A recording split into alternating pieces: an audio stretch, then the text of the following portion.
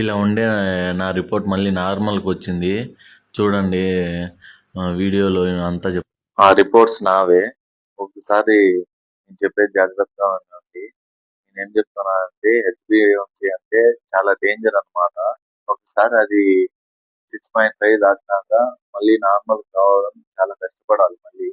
So అందరూ జాగ్రత్తగా ఆ, చూసుకోవాలా. అది హెచ్బిఏవన్సీ పక్కన ఉండే రిపోర్ట్ నాదే. సో అది నార్మల్ గా రావడానికి నేను కూడా చాలా కష్టపడ్డా.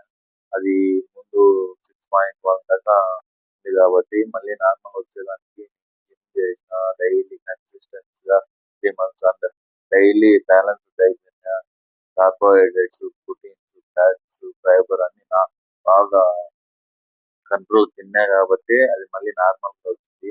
మీరు కూడా 1 ఇయర్ 2 ఇయర్స్ ఒకసారి హెచ్బిఎంసీ చెక్ చేసుకోవాలి. మోస్ట్లీ వాళ్ళు కమ్మి ఫ్యాట్ ఉంటారు, వాళ్ళు చెక్ చేసుకొని ఇన్సులిన్ రెసిస్టెన్స్ ఏమైనా జరుగుతుంది డాక్టర్ తో మాట్లాడాలా. సో అందరూ బాగా చెక్ చేసుకుంటూ జాగ్రత్తగా